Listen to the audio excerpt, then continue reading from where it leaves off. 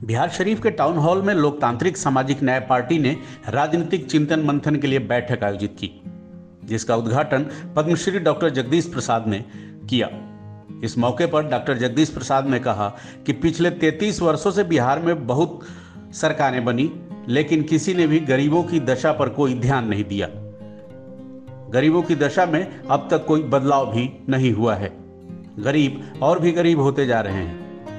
इनके बच्चों को शिक्षा से वंचित किया जा रहा है और सरकारी स्कूल भी जर्जर होते जा रहे हैं। आज देश की जो स्थिति है और बिहार की स्थिति है, इन्हीं विषयों पर सभी लोग से चिंतन मनन करने आए हैं और बताने आए हैं कि आज हमारी देश किस स्थिति में चल रहा है और बिहार की क्या स्थिति है। क्योंकि अगर हम पहले बिहार की बात करें, उसके बाद हम देश की बात करेंगे आपसे। बिहार में हम दो ही बात करना चाहते हैं कि 33 वर्षों से हमारा दो लोग राज कर रहे हैं, लेकिन बिहार की स्थिति हम देखते हैं कि वैसे ही है जो मैं आज से 50 साल पहले छोड़ कर गया था। मैं 1972 में यहाँ से चला गया था एम्स पढ़ने, और फिर 50 साल के बाद मैं बीच में आता रहा, चूँकि मेरा घर यहाँ तो आता तो था ही, लेकिन 50 साल के बाद भी आया हूँ तो यहाँ शिक्षा और स्वास्थ्य और लोग बेरोजगारी चरम सीमा पर। अगर आप बाहर जाएंगे तो देखेंगे कि जितने लेबरर हैं हमारे बिहार के आते हैं, तो आखिर में क्यों बिहार के ही लेबर क्यों जाते हैं बाहर में? क्या बिहार में इन लोगों ने 33 साल तक बहुजनों की सरकार रही कि उन्होंने कुछ क्यों नहीं किया बहुजनों के लिए? क्योंकि जो भी लेबरर हैं मोस्टली बहुजन के लोग हैं, समझे कि नहीं? तो एक बहुजनों को सरकार को इतना टाइम दिया गया, फिर भी इन्होंने शिक्षा, स्वास्थ्य और रोजगार और हमारे लोगों को माइग्रेंट लेबरर क्यों बनाते रहे? इसी के विकल्प के खोज में हम निकले और आए हैं, और इसी के लिए मुझे लगा कि जब तक कोई विकल्प पार्टी नहीं आएगी, इसका बिहार का सुधार नहीं हो सकता है। क्योंकि इन लोगों का 33 साल दे दिया गया। इसी विचार से हमने नई पार्टी की गठन की है। इस पार्टी का मुख्य उद्देश्य क्या है? लोग देखिए, मुख्य उद्देश्य तो इस पार्टी का है कि हमारे लोग, यहाँ के लोग को हम माइग्रेंट लेबरर बनने ना दें, यहाँ रोजगार दें, यहाँ व्यवसाय लाएं, हमारे नौजवान बेरोजगार नहीं रहें, हमारे स्कूल की शिक्षा, हमारे मजदूर के बच्चों की शिक्षा उसी तरह से हो जिस तरह से डीएम, एसपी और बड़े बिजनेसमैन लोगों की होती है। दूसरी बात है कि हमारे स्वास्थ्य में अगर किसी को बड़ा बीमारी हो जाए तो उसको दिल्ली, लखनऊ, मद्रास, बॉम्बे नहीं जाना पड़े, उसका इलाज यहीं पर हो जाए। तो हम चाहते हैं कि यहाँ के रोजगार, नौजवानों को रोजगार मिले, शिक्षा में सुधार हो, स्वास्थ्य में सुधार हो, 3 और भ्रष्टाचार मुक्त सरकार हो। क्योंकि मैं देख रहा हूँ कि कुछ ही दिनों में यहाँ पर मैंने 3 पुल को टूटते हुए देखा।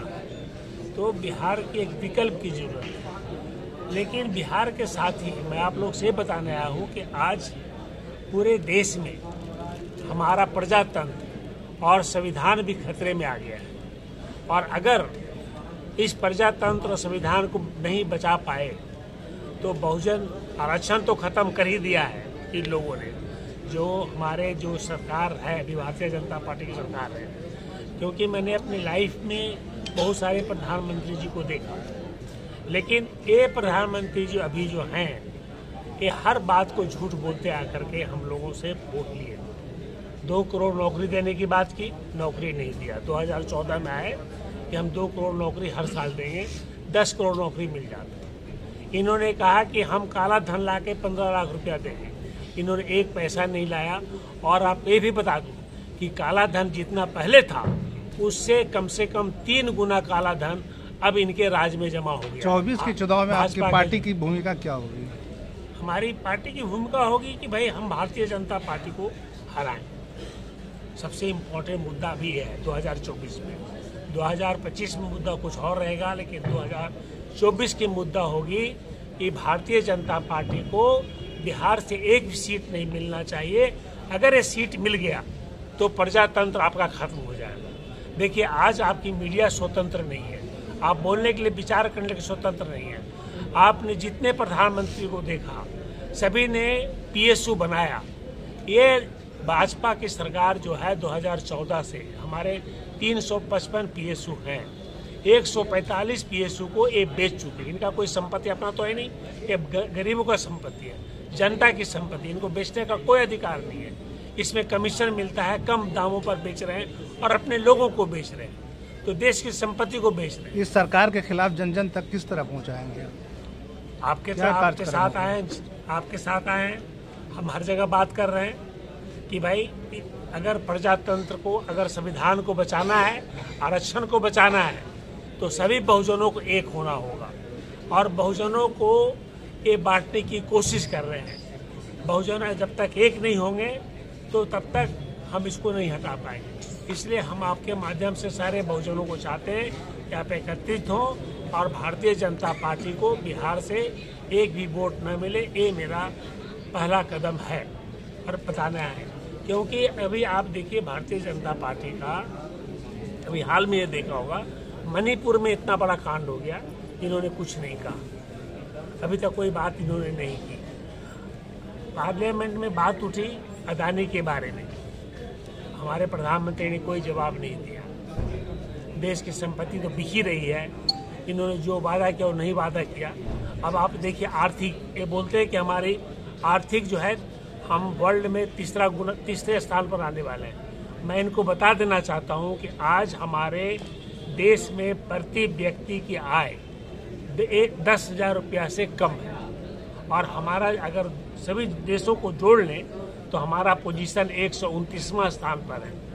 80 करोड़ लोग को इन्होंने गरीब बना दिया, वो अनाज नहीं देंगे तो खाएंगे नहीं। इनके राज्य में 23 करोड़ लोग गरीब रेखा के नीचे चले गए, तो हमारी आर्थिक मंदी बहुत ज़्यादा हो गई। इस तरह का कार्यक्रम चुनाव के समय तक चलता रहेगा आपका? बिल्कुल चलता रहेगा। हम पूरे जगह घूम रहे हैं, पूरे बिहार में घूम रहे हैं, लोगों को बता रहे हैं कि भारतीय जनता पार्टी को इस देश से खदेड़ो, नहीं तो प्रजातंत्र नहीं बच पाएगा, संविधान नहीं बच पाएगा, देश नहीं बच पाएगा।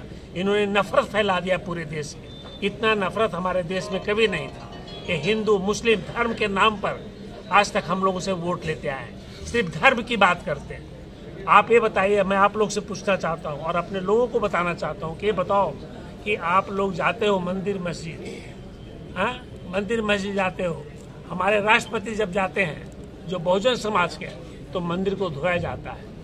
तो भगवान जब छुआछूत मानता है तो ऐसे भगवान के पास क्यों जाते हो आप? कवाड़िया में जाते हो, कवाड़िया में कौन लोग जाता है? पढ़े लिखे लोग के बेटा बेटी जाता है क्या? कवाड़े लेकर के कौन जाते हैं? गरीब लोग जाता है। क्यों जाता है? हम चाहते हैं आप लोग के माध्यम से गरीब लोगों को कहना कि देखो, तुम्हारा भगवान पढ़ाई है, इस शिक्षा है, पढ़ोगे अच्छा बनोगे, पूजा करोगे, पूजा करो, आस्था रखो। मैं नहीं कहता आस्था नहीं रखो,